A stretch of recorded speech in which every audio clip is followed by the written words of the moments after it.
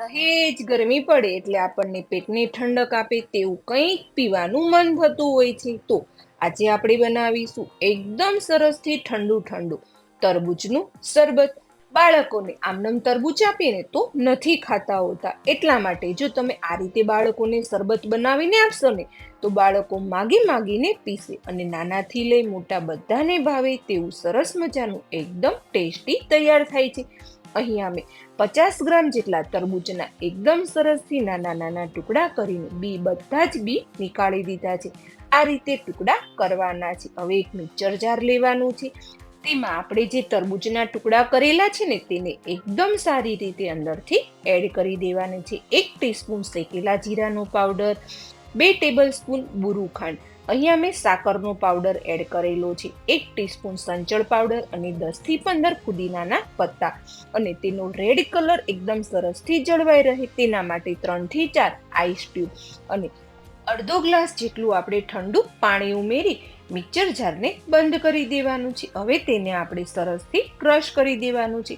આપણું શરબત એકદમ સરસથી ક્રશ થઈ ગયું છે. આ રીતનું ક્રશ કરવાનું છે.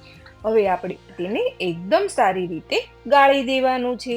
હવે એક મોટો બાઉલ લેવાનો છે. તેમાં એક જાર મૂકીને બધા જ શરબતને સારી રીતે આપણે ગાળી દેવાનું છે, જેથી તેમાં નાના નાના તરબૂચના ટુકડા, પુદીનાના પત્તા જે હોય તે આસાનીથી ગળાઈ જાય છે.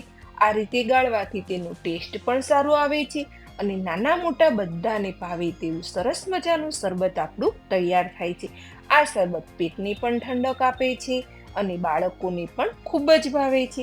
ત્યારબાદ એક ગ્લાસ લેવાનો છે અને તેની બોર્ડર પાણીથી પલાળી દેવાની છે. હવે એક બાઉલમાં મીઠું લઈને ગ્લાસને આ રીતે રમતોળવાનો છે, જેથી ગ્લાસની બોર્ડર એકદમ સરસથી મીઠાથી કવર થઈ જાય.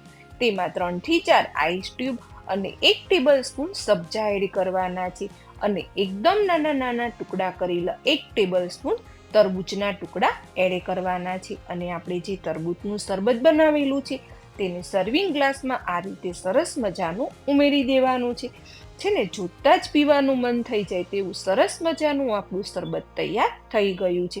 બોર્ડર ઉપર મીઠું એટલા માટે લગાવવાનું છે જેથી તેનો ટેસ્ટ ખૂબ જ સારો આવે છે. જ્યારે આપણે શરબત પીએ છીએ ને ત્યારે ગ્લાસને ગોળ ગોળ ફેરવતો જવાનું અને શરબત પીતું જવાનું, જેથી તેનો ટેસ્ટ ખૂબ જ સારો આવે છે.